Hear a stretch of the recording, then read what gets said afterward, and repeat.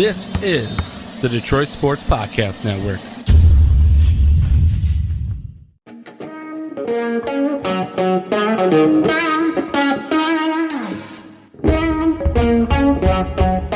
The biggest icon in podcasting.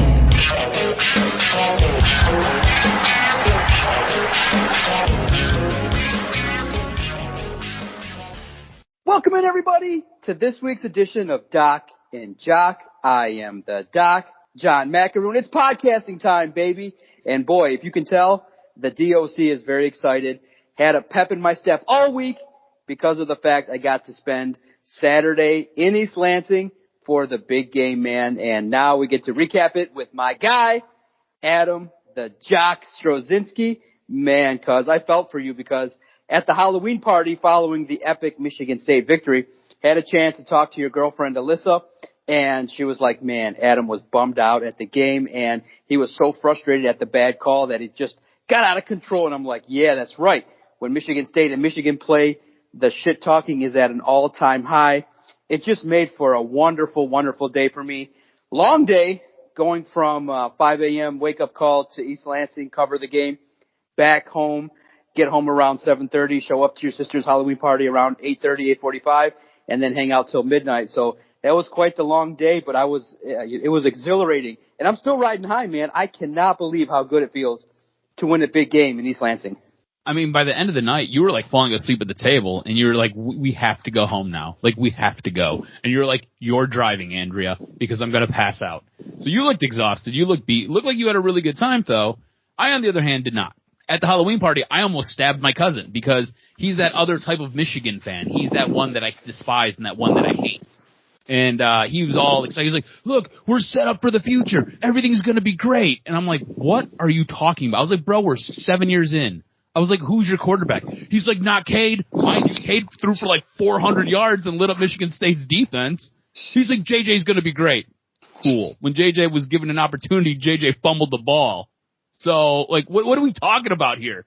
I was so pissed off at the end of that game. And I told you last week, I said I don't want it to come down to any of the calls. I don't want that to interfere with any of the game. And I'm not allowing it to. Yeah, I'm upset about the Peyton Thorne shin down, knee down, whatever the hell it is. I'm a little bit bummed out about that. But you know what? That happened early in the game. If you're a Michigan fan and you're holding on to that, you're a loser. Michigan had all the chances in the world to right the ship and win that game. Michigan had, a 16-point lead going in at half, and they lost by 4. They essentially did not show up in the second half. You basically gave your rival 20 points. I don't know how you do that. You had Michigan State essentially on tilt, but you had to trick around, and you basically had to show that I've got the biggest dick at the party. Let me show you some things. Insert J.J. McCarthy. Fumble. Goes back the other way. Touchdown. That was the score that basically put Michigan State up, and they never really looked back after that. You have a 3rd and 3. You have a 3rd and 3. Your entire offense all season long has been predicated on running the ball. And yeah, the run was not necessarily there the way you wanted it to be there on this day. And look, J.J. McCarthy Cade McNamara looked great. Like, he looked really, really good. He looked like the guy that you wanted him to be all year long. All right? But you built your team on running the ball. You mean to tell me you're in 4-down territory? You're not going to attempt to run the ball at 3rd and 3? Instead, on 4th and 3, you're going to go for a shot at the end zone? You want to talk about playing outside of yourself? You want to talk about not doing what you do best? You want to talk about essentially conforming to the will that Mel Tucker and Michigan State forced you into? I mean, Jim Harbaugh has to be the most weak-minded head coach I've ever seen. All season long, talks about how we're going to run the ball, we're taking it back to old school mentalities, we're going to do X, Y, and Z. Game time rolls around, crunch time rolls around. I've never seen a man pivot so hard and deviate from a game plan like this buffoon. Jim Harbaugh, after this game, the clock for him to be fired should be ticking. It better be ticking. If and even if, because it depends, style points matter to me. Style points matter to me more than anything. If you don't beat Ohio State, and if you don't beat them handily, he's gone. He's absolutely gone. And here's the thing. I don't think there's a Michigan fan out there. I don't think there's a Michigan State fan out there. I don't think there is a fan that watches college football that can tell me with certainty that he has a shot at beating Ohio State, because I don't think he does. I think the weak part of this team, and it didn't show up on Saturday when Michigan State basically ran the ball right down your throat. The weak part of this team is that secondary. All right? And the one thing Ohio State does is they've got great wide receivers. They've got guys that are going to go in the first, second, and third round of this year's draft. They've got studs at the wide receiver position. They are going to light you up. They are going to embarrass your secondary. Now, as far as what happened on Saturday with Michigan State and Kenneth Walker basically cementing his Heisman claim, I don't know who that falls on, because the front seven was where I basically pinned the strength of this defense. And you know what? Kenneth Walker said, screw that. Watch me go get 5. I'm going to go get 5 touchdowns right now. I'm just going to run it right down your throat. It comes down to this for me, John. Mel Tucker, 2 years in, basically taking an anemic program because Mark D'Antonio fell asleep at the wheel. Mark D'Antonio essentially stopped recruiting and stopped recruiting the guys that he needed and the guys he wanted. Mel Tucker came in 2 years, has whipped this team and whipped this university into a powerhouse. So much so that they are third in the college football rankings. Third. This was a team that was supposed to finish at the very bottom of the Big Ten. This was a team that was supposed to try to compete for relevance. Instead, and I will argue it, they are the best team in the Big Ten right now. It's going to be interesting to see how the rest of this college football season plays out. But Michigan State, if they handle their business, and look, Mel Tucker has me believing in this team like nobody's business. Nobody's business. Because he gets these guys up, he gets them ready to play, and they're focused. I don't see any letdowns from this team. I don't see this team reading the headlines and believing their own hype. I see this team as putting hard hats on and going to work every single week. They want to earn it, and they want it bad. I can see them handling Ohio State. I'm torn. Does Ohio State win that game or does Michigan State win that game? And I think there's a good shot that Michigan State comes out on top. I think they're the best team in the Big Ten right now.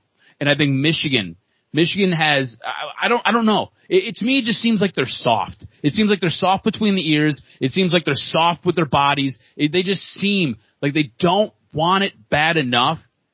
And Jim Harbaugh is a guy who struggles, for whatever reason, winning big games. He never really won any huge games. I think he won a game against USC when he was at Stanford. You've seen it when he was in the NFL. He lost the biggest game on the biggest stage to his brother. Here at Michigan, he can't beat his rivals. Like that's been the thing since he's been here. Like Mel Tucker is now 2-0 on you. You're 3-4 since you've been here against Michigan State. You have a losing record. You look at Ohio State. Has he ever beaten Ohio State? I mean, no. What are we talking about? His biggest win was what, I think 2 years ago, and it was against Notre Dame. Like, that's your biggest win against your rivals. And like, at this point, I don't even count Notre Dame as a rival. Notre Dame can go fly a kite during a thunderstorm. Get the hell out of here. I don't even care. So, cuz, I'm curious. There are people who defend Jim Harbaugh and will say that, hey, the players went out there on the field. They had a decent game plan. It wasn't him that fumbled the football. It wasn't him that missed assignments. It wasn't him that threw the late interception when Cade McNamara had the football. What do you say to those people who defend Jim Harbaugh and say, look, maybe some more accountability has to go to the players because of the fact that, hey, some plays were, left out there on the field. I mean, you don't think that potentially giving up two-point conversions is a little bit more to kind of focus on the players and say, hey, you know what? It's more on you guys to step up. And J.J. McCarthy, I don't think Jim Harbaugh said go out there and drop the football and make sure that it ends up in the laps of Michigan State. What do you say to that? And to say that potentially some players just have to take ownership of the fact that in the biggest moments they just came up short. That was a really quality game, quality performance. Mm-hmm. But I do think Jim Harbaugh had his guys competing real hard. Remember, 30-14 lead midway through the third quarter. and it required a Herculean effort from Kenneth Walker to get the Spartans back in the game after Naylor got injured. So what do you say to that? Because I do think you're focusing heavily on the head coach, and I know it all falls on him, but I think that when you look at it and you take a step back, peel back a little bit, don't you think Jim Harbaugh gave in the game plan, the attitude, gave his team one of the better opportunities he was going to have to win the game? I think it comes down to this. Second half, there was zero adjustment from this coaching staff. Fair. They didn't do anything to make any adjustments. That's why you end up going in at halftime with a 16-point lead, or at one point you had a 16-point lead, and it all just evaporated, and you ended up losing by 4. Like that's a 20-point swing. That's on your coaching staff. That's on your coaches. That's not on the guys. The guys are in position to make plays. But look at this. A prime example of making a play. You had this play action with Blake Corum, where Blake Corum basically it's a fake handoff. He ends up rolling out. He's in the flat. The ball hits him in the chest and he drops it. That's on Blake Corum, okay? They never went back to that play. That play would have picked up 5 to 7 yards, and he was free all day. On top of that, Blake Corum, he's your most elusive running back. He's your best running back that you got, and you didn't ever go back to that play for whatever reason. It doesn't make any sense. Like, why would you not call that again when it was there all day long? You know, you want to look more at coaching. I go back to that 3rd and 3. You're dialing up passing plays when all season long you haven't put your guys in a position to make passing plays. You basically, in those tough yardage positions, you've handed the ball off. You've deviated from your identity. You deviated from what you are and what you do best. You also want to talk about coaching decisions. I understand, you've got a first-year defensive coordinator, and he likes to substitute guys in, and he's just rolling that defense, substituting these dudes in. You can't do that. Not in a game like this. You are putting your guys in bad spots because you are just rotating dudes in. You need your best guys on the field at all times. And it just blew up in their face. Like, how many times did they get called for too many men on the field? Oh, yeah. Exactly. Do you know what I'm saying? Like, you're giving free first downs away at that point. For you, that's all on coaching. For you, cuz when did you start getting nervous when it was when the first 2-point conversion was completed? Yeah. When did you start going, oh boy, when it got cut to 8? Third quarter, they come out and basically just light up Michigan, and I'm like, oh great, here we go. And to me, it really seemed like at that point, Michigan had been giving punch after punch, and Michigan State just basically absorbed body blow after body blow. And the second half rolled around, and Michigan State was like, all right, cool, our turn to punch back. And Michigan couldn't take that body blow. Michigan couldn't get popped in the mouth. You know, it's really funny when you listen to all these Wolverine fans talk all this smack about Michigan State. Oh, they haven't played anybody. Oh, they haven't done anything. Oh, what happens when you play really good teams? You haven't played any really good teams. Hey, newsflash. You haven't played any really good teams either. You guys have basically played the same exact schedule. Don't give me Washington. Washington is absolute trash. Okay? What Michigan State showed in this game is that they can take a punch and they can deliver one. Michigan, they take a punch and they curl up in the fetal position. So yeah, it was right around that third quarter when Michigan State came out and essentially just lit Michigan up, and then they converted that 2-point conversion, and I was like, oh man, here we go. Oh, yeah. The whole time I'm watching this game, I've got my buddy Scott with me, and he's like, you knew it was going to be a tight game. You knew it was going to be tough. Don't get worked up. And I'll be honest with you, I unloaded. I lost it. I had to have people from the bar that I was at come and call me down, because I almost flipped the table over. On that 3rd and 3 and that 4th and 3, I almost lost it. My buddy Scott's like, why wouldn't you just kick the field goal there? I was like, you need the points, and like, you know you're going to go for it. So why don't they try to run the ball? Why are they trying to pass it here? It doesn't make any sense. I don't know. I was confused by the game plan. The game plan, I was lost and befuddled by it. I really was. That's the other thing too.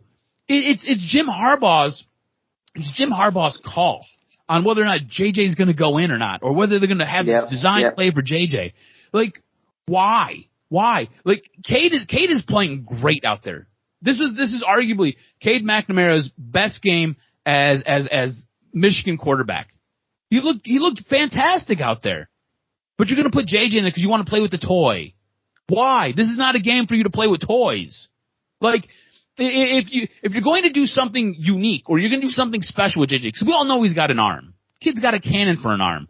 On top of that, he can, if you roll the pocket, he can roll the pocket and he can throw on the run, right? He can do all these things. Yet, you put him in, you essentially have him just hand the ball off. Yeah, he had like a pass, but you didn't use him to his full potential. You don't need to use him in a game like this. Not when Cade's going out there. Allow your quarterback to get in that rhythm. Allow your quarterback to essentially feel what's going on. And you didn't do that. You didn't do that at all. Here's another eye-popping stat for you, if you will.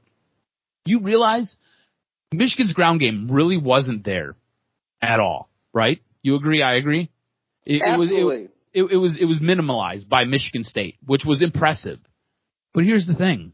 Michigan was still able, with both of their running backs and their quarterback, they were still able to pick up at least 3.5 yards a carry. Blake Corum, his longest run was 11 yards. He had 13 carries for 45. He was picking up 3.5 yards every time he touched the ball. Like, it just, to me, what happens, Jim Harbaugh gets in these moments and he panics. Doesn't know what to do. Doesn't know how to basically step back, kind of pivot and adjust and put his guys in the best position to win games. He gets so small in the brightest lights. Whereas you got a guy like Mel Tucker who's like, give me that. Give me all of that. I want all the smoke. Let's go. Jim Harbaugh's not that guy. Jim Harbaugh, to me, is a guy who basically talks a whole lot. Just like Michigan fans that make me sick. Talks a whole bunch, but doesn't back it up.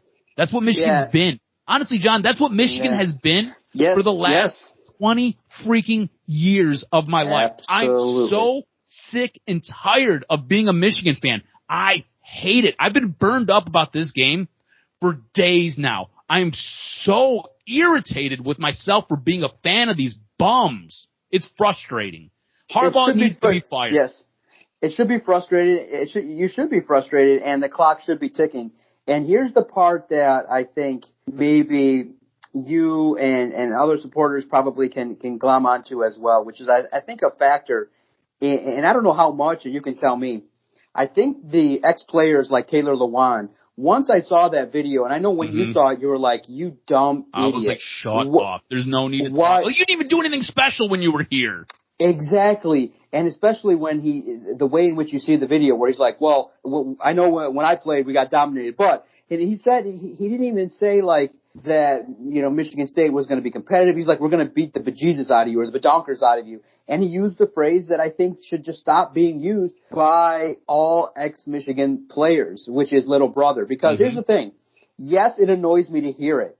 Yes, it is super disrespectful and condescending to use that phrase to describe Michigan State. But guys, everybody that's listening and everybody that's involved in the rivalry, Michigan State plays the disrespect card so well that it's used to help us. So when it comes out, while I personally am offended and am like, dude, seriously? One, I wrote a story about it too, and then I'm like, this is going to be great. This could potentially be the factor that helps push Michigan State over the top, because this is what we're doing now. Michigan State is the classic underdog that fights till the end and never gave up. And when it was 30-14, I had a feeling it was still going to be competitive as long as Kenneth Walker and Peyton Thorne kind of picked it up a little bit, and they were able to. So at that point, when the game is close, remember, guys, too, the way the game went, tie game at 30, Michigan got a field goal, made it 33-30. And then Michigan State was able to get the touchdown. So on that final drive, I think too, you got to remember, you guys had the football last, which is what you want. And unfortunately, the big play is made by Michigan State's defense, which is unbelievable. It was so awesome to see. And when you look at it, go replay that interception. The guy kind of just like all of a sudden, boom, gets there and intercepts the ball. It wasn't Woodson-esque, but he tipped the ball quickly and got the football, so it was a classic interception. And the way in which that game ended, I was in the press box. It was exhilarating, start to finish, and I just felt like Michigan State plays the disrespect card to the level where we can take this forward, and the season can be special for Michigan State. Now, for me, thinking how this can play out, A little bit of concern going on the road against Purdue, but I do think that if Naylor gets back into the game, comes back healthy, then there'll be a great opportunity for Kenneth Walker to continue to shine. All I'm asking is split between Penn State and Ohio State. It's going to be real tough to defeat Ohio State. It's going to be real challenging because of their talent, their offensive scheme, their just relentless firepower. But that's the game you want to go after. And then Penn State along the way. If you can get a split and you can go have a 1 or 2 loss season, then the year's special because nobody expected this. Based on the expectations, it's great to be in the college football playoff.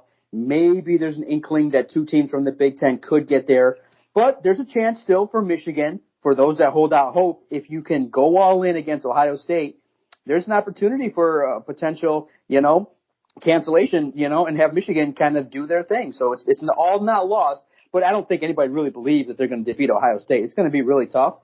But this season has an amazing opportunity to be special because when you get a chance to post a graphic and you get to say that you're in the first college football poll in there with the likes of Georgia, Oregon, Alabama, and Michigan State, it's something that I'm going to frame. Even though it's just the first poll, it's such a beautiful photo. It's such a beautiful graphic because Michigan State is not known in the football world to consistently be there right away, by the first poll. So it's special. I'm very thrilled. I'm very happy. It was a great moment being on campus that early to tailgate with some old college buddies. It's just a great place to be all around. And I know you've been on campus before and you've been around the atmosphere. It's just beautiful. It was all in all perfect. And that's just the best way I would love to experience it. Get down, come back. Mel Tucker has his boys fighting, and they don't give up till the end. And it was a strong competitive game, and what better way to kind of ruin the season for Michigan than to have a turnover late, take it down with defense, win in a comeback fashion, and, bro, just to put a bow on it, where does Michigan go from here? Do you think, with the loss, what do you think the mindset will be with the majority of fans? If Michigan, let's say, just wins out but loses to Ohio State. Your losses are you potentially can get to a nice bowl game on New Year's Day, but you lose to Michigan State and Ohio State. Is that enough for you to say clock is ticking, just move on from Harbaugh? Or do you say, you know what, let's just do it again next year, and maybe with JJ, you could have Michigan State at home and have the opportunity to kind of right the ship? I'll answer it 2 ways. I'll tell you what the average loser Michigan fan will tell you, and they'll be like, no, Jim Stain, we're rebuilding it. We're where we need to be. Rebuilding 8 years in. Still. What? Okay, cool. For me, he's gone. He's gone. Like, the only chance he has of saving his job, because like I said to you on Saturday, the clock is ticking. The clock is ticking. That clock basically expires at the end of the Ohio State game. At the end of the Ohio State game, if you do not shellac the shit out of Ohio State, he's gone. He's gone. Once he concludes his press conference, I'm Ward Manuel. I'm coming in there. I'm like, Jim, it's been a good run. You gotta go. See ya. And he's done. He's done right there. I'll figure out somebody else to coach whatever loser bowl game that they get to. Okay? Because I'm tired of Outback Bowls. I'm tired of I don't know, every now and then you get to play in a Citrus Bowl. I'm tired of the Campers World Bowl. I'm tired of those flea bag garbage ass bowl games. Okay? If you're not playing for something that matters, like a championship, then what are we talking about? You were brought here to win a Big Ten championship. Haven't done it. Mel Tucker might win one before you. D'Antonio won a couple before you did. Mel Tucker in 2 years might win one before you in year 7. Michigan State brought here to win a national championship, and you haven't done that either. Michigan State will deconstruct and reconstruct before you even construct one win. Exactly. Like, think about that. Think about it. Like that, like, if you're a Michigan fan, listen to what John just said. I know he's a Michigan troll. I get it. But he's smart. He understands. Michigan State has basically built themselves, destroyed themselves, and then has rebuilt themselves before you've even launched off the ground. You're still stuck in neutral, and you can't figure it out. And you think that this guy, Jim Harbaugh, he's the savior. He's the almighty. He's the guy who's costing you games. Like, Look at him. He's the guy who's costing you games. Be real about it, be about it, and don't be hesitant to acknowledge the fact that Jim Harbaugh is causing a big problem. And it's just another tough loss. I can see that the downtrodden Michigan supporters, they're just trying to, pick the pieces up after another devastating loss. They represented well. There were tailgates. There were a lot of Michigan supporters there, and they were loud and boisterous. And man, cuz you look at it just from national ratings perspective, huge ratings. 3 national brands showed up to have their shows run from East Lansing. Real quickly, look, I know a lot of people want to always take the photos of the idiots who burn cars and fire and stuff like that. Look, they're college kids. They drink. There's heavy alcohol involved. It's not representative of the whole campus. It's kind of like this weird, odd tradition that has kind of been passed down from class to class, this idea of partying and burning stuff. But to flip over a car might be a little extreme. And nowadays, you're going to face a heavy consequence. So celebrate responsibly. You could have so much fun just getting drunk and partying with your friends. You don't need to destroy property. Just like the tailgate next to us. Just get a bunch of fireballs, take some cups from the neighboring tailgates, throw down, have a good time, dance, listen to music, and enjoy yourself. Just lay off the destruction of property. It's played out. Come on, guys. But, nowadays everything is filmed, so did you see the photo of the 2 dudes sitting on the fiery couch? It's just a weird juxtaposition of a photo where you got dudes sitting on a couch that's on fire. Did you see that photo? It's absolutely crazy. It's a crazy-ass photo. It's a crazy-ass photo. Like, the whole, flipping and destroying cars, there's no need for it, really and truly. No. I don't know. The one kid who tried breaking it all up and was like, "Come on, what are you doing?" Yeah. What are you guys doing? It did look odd in the video, too. He looked like the only normal person in the crowd of people just destroying shit. But, hey, man, it was the way it was, 37-33, a classic, one of the better games. And in future podcasts, we'll kind of look at the significance of that game versus the other games. Trouble with the snap, the Braylon game, other games that were significant, Sparty Bob. I'm curious to see where that game ranked. But moving forward, 2 programs going in a different direction. Michigan trying to regroup, Michigan State trying to elevate to the heights of the top of the college football world. And for me, that's where it needs to be. And for Michigan, you got to really wrestle with that question of what are we willing to settle with? And if it's Jim Harbaugh, this might be it. This might be the plateau, 10-2, and consistently losing to your rivals. Now, to speak quickly, because I don't want to spend a whole heck of a lot of time on the Lions, it's the bye week. Thankfully, things are slowing down. We're just reviewing shit. Because I think the biggest story that came out of the weekend, the Lions got their ass kicked by the Eagles. Yeah, it wasn't a good performance, but the fans might have started to have spoken, cuz 47,000 fans, pockets and pockets of empty seats on a day where you were promoting one of your legends in Chris Spielman. I think the fans have started to become apathetic and have said, all right, 2021 might not be our year. Let's just get to the next one. Because I've never seen a Ford Field that looked like that. I think the fans have finally said, this product, this boring-ass offense is not worth attending, and they stayed away from Ford Field. I was genuinely surprised that the fans spoke out, especially after the game, too, because, there's not too many diehards like me that will really go that hard and then show up the next day. What was your reaction when you started hearing the news that the fans maybe stayed away? I was surprised. I mean, this was a game where I think all of us looked at the schedule. We penciled in a W here. The Lions were supposed to show up. The Lions were supposed to get that first win of the season. I was surprised by it. On top of it, it was Halloween. You can dress up, be weird, go to a Lions game, get done with the Lions game. You can go home and go trick or treat. It was weird to me to see the stands that empty. I mean, basically the stadium was 70% full. That doesn't happen. Usually Ford Field is sold out. Let me put it to you like this. I have a buddy who was kicking himself in the ass because he bought season tickets. And he's offered me to go a couple times. He's like, you want to go? You want to go? And I'm always like, no, I don't want to go. I'd much rather sit at home, be sad sitting at home, and then I can just go do whatever else I want to do instead of going to the Lions game and watching them being sad and then having to go back home and be sad. But he was texting me as the game was unfolding, and he was like, these guys are clowns. He was like, this is horrible. He's like, I'm leaving. And basically he left right after the third quarter started. He's like, I'm just going to go to the casino and I'm going to try to get all my money back that I spent for this ticket. And I didn't blame him. Like, watching this game, by the time the middle of the third quarter rolled around, I had checked out too. I was like, I'm over this. I'm done with this. The only thing that kept me interested was I had Jalen Hurts as my quarterback in fantasy football. Like, that was it. And he ended up letting me down because he didn't do anything. All they did was hand the ball off. And the running backs just ran right through the Lions' defense, which was piss poor. This was one of those games. All right? And I say this with all sincerity because you know I'm a huge Dan Campbell fan. You know I love Dan Campbell. This was a referendum loss for Dan Campbell. This is the second time in 3 weeks where his team has showed up at home and basically not showed up at all.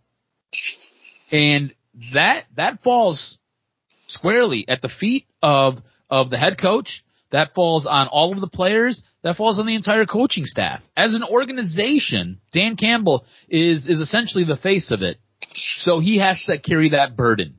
This one, for me, all right, to this point, Lions 0-7. There have been things that I've questioned about Dan Campbell. A couple things that I've questioned loudly about Dan Campbell. But all that being said, I have supported Dan Campbell all the way through this entire venture because I think he might be a good coach. I think that he connects with the players, and I think he will be good for this organization. All right?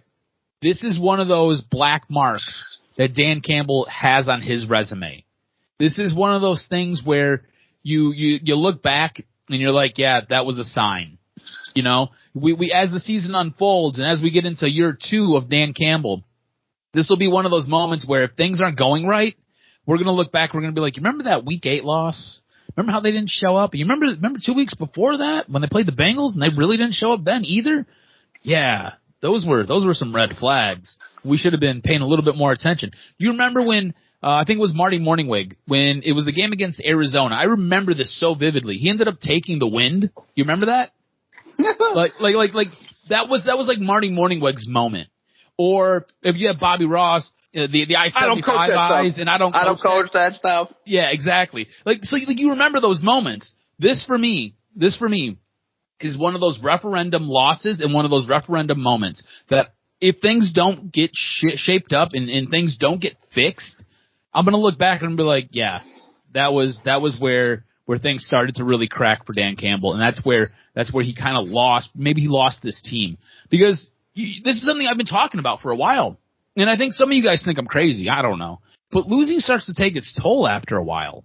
It's really, really hard as a professional athlete who is used to winning in college, who is used to winning basically your entire life, coming to a team where the expectations aren't necessarily to win, they're just to be competitive. And that's where the bar is currently at with this team. It's not so much to win, it's just to be competitive. Like, you've seen how everybody was excited and glossed this team up for a loss to the Rams. Like, yeah. Nobody expected them to beat the Rams, but they went out there and they basically emptied the bag of tricks and everybody's like, oh my God, this team was competitive with the Rams. This is great. But no, you still lost. For athletes, that doesn't necessarily compute. It doesn't necessarily work. At a certain point, your head coach's message just falls flat because this guy don't know what he's talking about. We're 0-8 now. We're heading into the bye week at 0-8. My season's over. I'm not playing for anything. I'm not playing for the playoffs. I'm not playing unless you're playing for a contract, that is the only thing you're playing for. And at that point, you know who you're playing for? You're not playing for the lion on the front of the jersey. You're playing for that name on the back of the jersey. And that is not a team mentality, and that doesn't get it done. Yeah, the problem, Cuz, was it was so embarrassing. Again, with the 10 and 12 players on the field. I mean, Cuz, how many games have we watched that have been just abysmal and embarrassing? Not to the point where you're not competitive, to the point where you don't look like you can snap the ball. I mean, what kind of football team goes out there and doesn't have the ability to understand that you need 11 men, you need to line up properly, stop false starting, you need to execute your plays at the highest levels? And that's what's been embarrassing, is these losses just get out of hand. They're so bad. They're so embarrassing. And we've seen it time and time again. It's just the losses are so bad that the coaching staff doesn't look like they've had the guys prepared. And that's what's been so embarrassing and so disheartening. As we've watched that game before. You remember Thanksgiving when Patricia got fired? I mean, that's what it looked like. It's just an effort that's just piss poor, and you just can't have it. You just have to look organized. I mean, you can build upon that win from the Rams. That's why I was surprised, is because this is a game you can win. that's the performance you give Dan Campbell when you think you can win a game? And it's just, because we have to really seriously entertain that you and I could watch 17 consecutive football games with this offense, with this defense that can't stop people on third downs and can't stop a running quarterback. I could cover, and I could be a fan of a team in 2008 that lost 16 games in a row, and I could cover as a media member a football team that could lose 17 games in a row. It's there. It's staring them right in the face. If they don't defeat the Bears, it's going to be tough because, you got a stretch of Bears, Vikings, and potentially the Broncos. But after that, I don't see it, cuz we are looking at about 50% odds that this team loses 17 games. And it's just a disaster because now, when things are bad, what do you see on Detroit Podcast? You see Jim Caldwell's face plastered everywhere. And it's the gift that keeps on giving, guys, because you guys read it, you guys love it, and the national media has picked up and piggybacked off of me and realized that, they took more of a racial angle towards it, but they said that, hey, two media members who work at prominent national companies said that, hey, your organization fired Jim Caldwell when he was winning, and this is what you call building up. So it's embarrassing.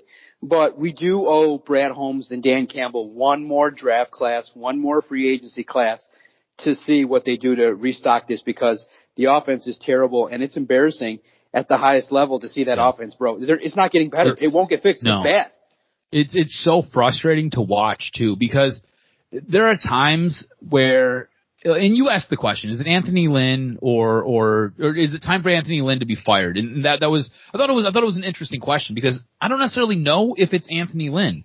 I think Anthony Lynn's been essentially given misfit toys. Like, here are some guys. Try to do something with them.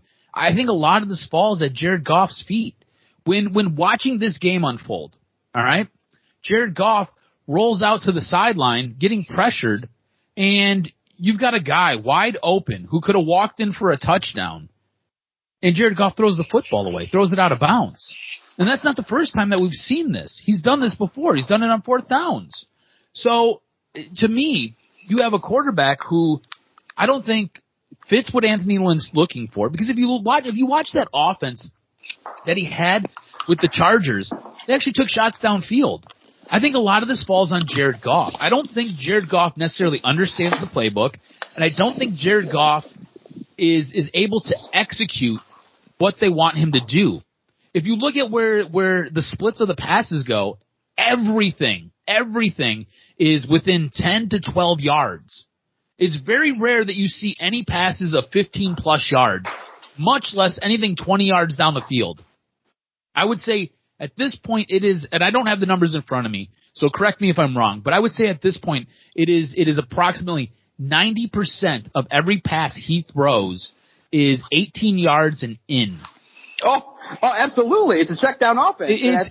And I don't think it's the guys not being able to get separation or get downfield. We've been blaming the wide receivers for that. I think it's Jared Goff because I've seen a bunch of plays where there are guys streaking down the field. He just doesn't look for them or he doesn't get the ball to them. And that's frustrating, man. Like watching this game was putrid. It was absolutely brutal. I know Anthony Lynn's taking some heat right now. And I'm not here trying to defend him because it might be some of his fault. Like you got to put your guys in better spots and you got to be able to do certain things. But I think Jared Goff is arguably one of the worst quarterbacks I've ever seen. And that's tough to say. Going into the season, I was like, all right, like Jared Goff's not great. I think when we talked about it, we both had him as lower middle third or upper bottom third in the league for a quarterback. And he's not. Like, there are backup quarterbacks. Like, Case Keenum is a better quarterback. He is a backup in Cleveland. You would take him over Jared Goff all day. Cooper Rush got his first chance to start in the league after being in the league for 4 years. You could argue he's a better quarterback than Jared Goff right now. When I say Jared Goff is quarterback 34, I mean he is quarterback 34 and falling. Dude, it is brutal. And here's the worst part. You're on the hook for him for next year. And there's no savior coming because the quarterback class for this draft is absolute trash as well. This is a bit of a conundrum for that front office to try to figure out. It really is. It is. But you need talent at wide receiver. I think they're playing for the number 1 pick, which is going to be Kayvon Thibodeau, from Oregon. And I think that they're playing for number 1, and that's just the way it is. They're playing for the number 1 overall draft pick. They understand what's going on. When Sheila Ford Hemp uses the word rebuild, she understands it's going to be painful. You would have thought that a team that's hasn't won a football game would add 1 wide receiver at the deadline, like we heard earlier in reports. They didn't do it. I think they've resigned to the fact that this team is not good. We're going to look for a couple of guys that are tryhards. We're going to instill what we want. And this year's a bye. This is a bye year. Nobody wants to hear it, but that's what it is. This year's a bye year. They're not acting like a football team desperate to win. They're not in any way, shape, or form because you watch football. You typically follow reporters. Don't you always hear like, oh, this guy came in for a workout. This guy came in for a workout. You're not hearing that anymore. You're not hearing that the constant shuffle of things going on. So the effort level to win is not there. You're not seeing a team that's desperate to win. I think that they're trying unintentionally now with the injuries and things going on. They're just going out there saying we are what we are and we are going to lose as many football games as we can. And it's not like intentional. Like you can't intentionally do it. They just don't have the horses. They just don't have it. So that's the way it's going to be. I'm glad everybody gets a week off. I'm looking forward to watching some real football this weekend. I want to see some quality action go on. And it's good to kind of step away from the Lions because it's just not good at this point in time. And in our next podcast, we'll talk about what we expect in the second half, what players we're going to target, and what are some of our small goals that we need to see moving forward in the next 9 games. Make sure you follow Adam on Twitter at AdamRSTROZ. Follow the network at Detroit Podcast. If you agreed or disagreed with anything that we said, if you don't like our Michigan State takes, if you think that the Lions could have some wins down the road, if we're being overly negative or critical, hit us up at Detroit Podcast, Detroit's most interactive Detroit sports Twitter page. And stay tuned. A couple games. We're going to maybe peek at Cade Cunningham, look at some things going on with the Red Wings as well. Cause I enjoyed the broadcast. I'm sorry your college football team that you support is in dire straits and they suck and they choke and they just don't get it done year in, year out. But thanks for rubbing it in. No problem. I'm here for that. The DOC at Detroit Podcast, Detroit Sports Podcast Network. Always here to troll and keep it fun and really enjoy being a fan of Detroit sports. Thanks, guys. Podcasting time is now over. Thanks for subscribing. I can't wait to hit you guys up again next week.